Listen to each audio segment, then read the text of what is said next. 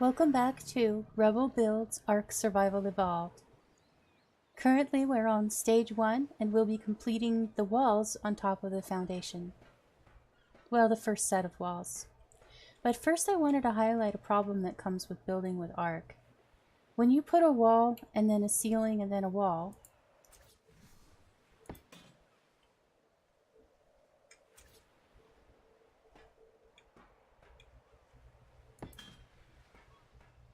versus when you put two walls right next to each other, on top of each other because you want the floor to be double high, you see there's a height difference. The top wall settled on top of the ceiling instead of on the wall that's underneath it. And generally this actually shortchanges you a little bit of headroom. This is the headroom here. Let's set up a ceiling on the other two. Well, the ceiling is the same height, so it doesn't matter. It just feels more claustrophobic, but it's not. So anyway, what you see here is that you get a difference in height. So later on down the line, we're going to have some ceilings that are going to be in between walls. And unfortunately, it's going to mess everything up and they're going to be uneven. So what we're going to do is we're going to set up scaffolding ahead of time and then pick up that scaffolding later in the entranceways.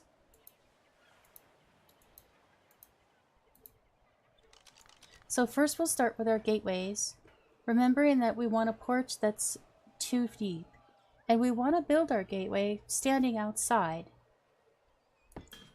If you were to put a wall on top of your gate, it would face outward. Let's go ahead and put the gate up the other direction.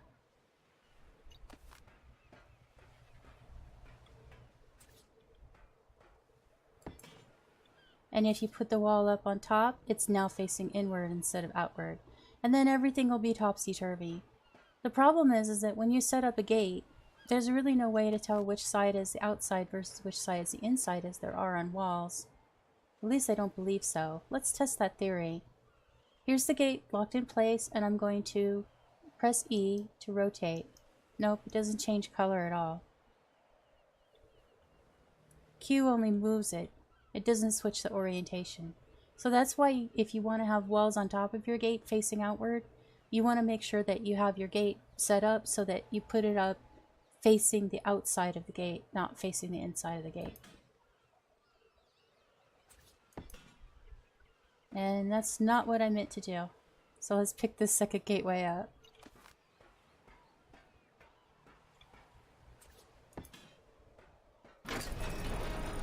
Now, I don't like these to be on automatic open.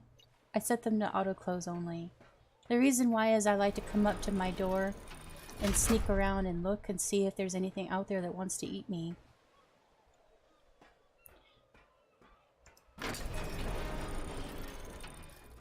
Now we'll set up the gate on the back side.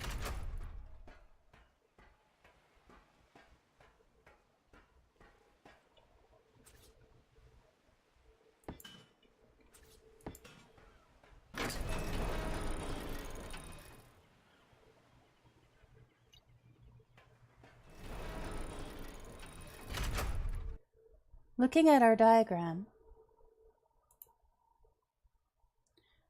you'll see that we're going to build the walls ahead of time 4 walls high, which is 2 floors technically. And we have to build scaffolding in the entranceway here in order to make sure that the walls that are built on top of it will be even when we have ceilings. So what we're going to do is we're going to put 2 doorways on the entrances, little ones, so that we can get down to the in and out of the building to work on it until it's time to take the scaffolding down. This would require, of course, the 2 gateways we just put up with their gates, 126 walls, which is actually 112 for the actual perimeter, plus 14 on either side of the scaffolding, and 2 doorways that are temporary. Here is a side view of what the base of the lighthouse will look like. This is only 2 levels tall. The industrial forge is going to be in the center, so this is going to actually, the base of the tower will be 6 levels up, which is a total of 12 walls tall. And here's a picture of the entrance with the scaffolding blocking it and a small doorway behind the metal gate so that we can get in and out.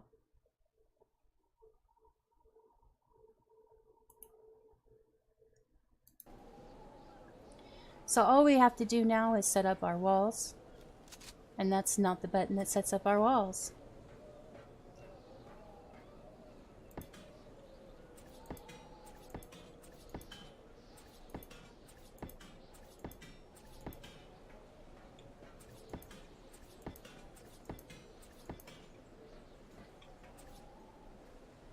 Now see, here we have the difference. There is a trick to get them to sink down though. You can shift your camera, or if they refuse to go when you shift your camera, you can press the Q key to try to lock it in place on the wall that's below it.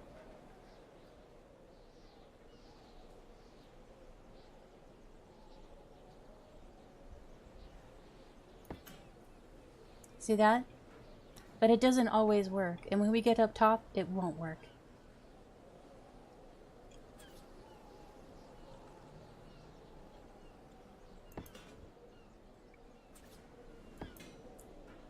You can see that this is a bit of a struggle.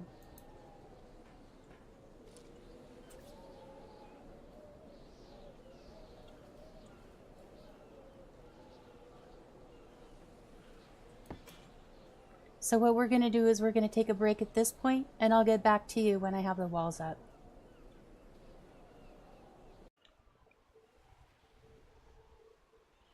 I am back, and we finally have all of the walls up after some time of struggling with it. As you can see, I've got them even and smooth like a calm sea all the way around the perimeter. Now it's time to put up the rest of the walls. We want to go 4 walls high all the way around. And this will be a cinch because I don't have to fight with it going up and down anymore. Wrong button.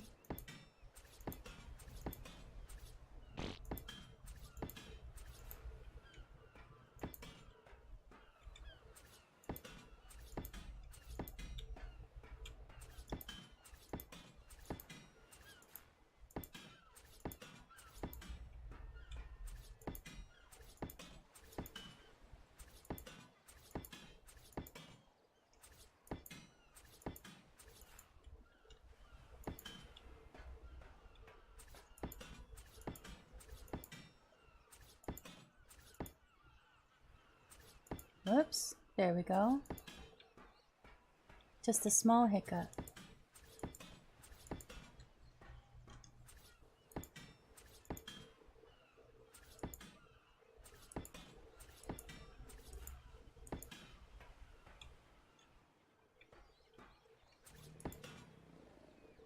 Time to pick up more walls.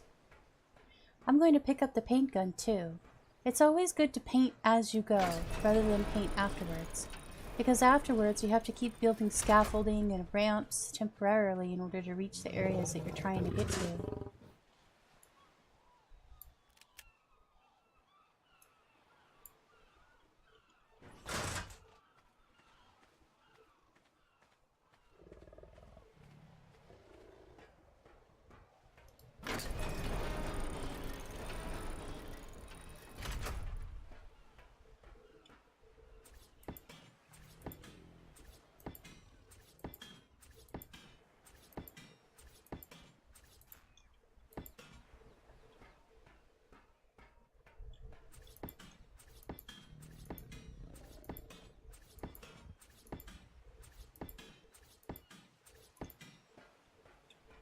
We're almost there.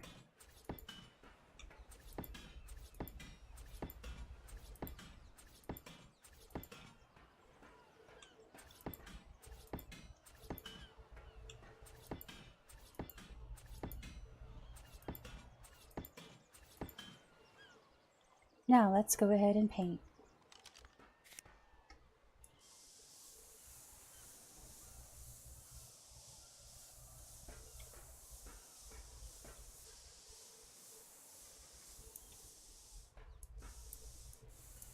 All done.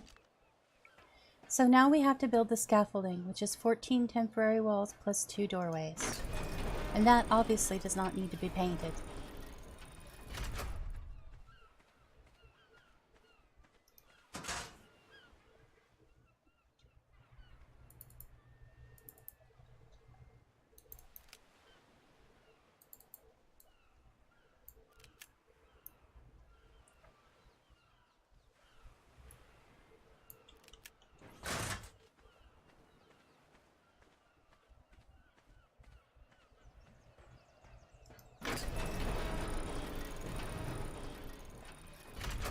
Now we want to make sure that these are actually where we want them to go.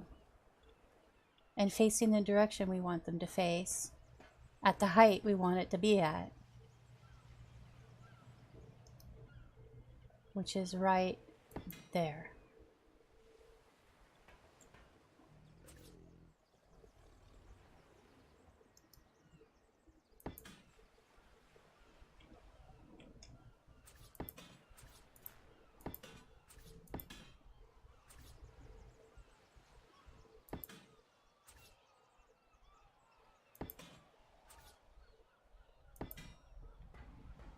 And now for the other side.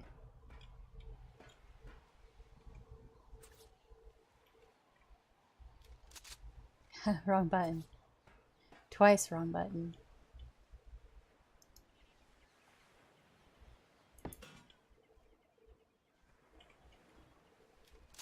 Third time wrong button.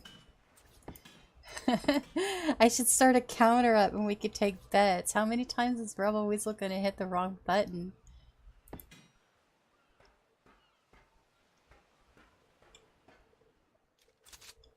Well, there's another time. And there's our temporary scaffolding. And that's it for stage 1. Join me another time for stage 2. Rebelweasel signing out.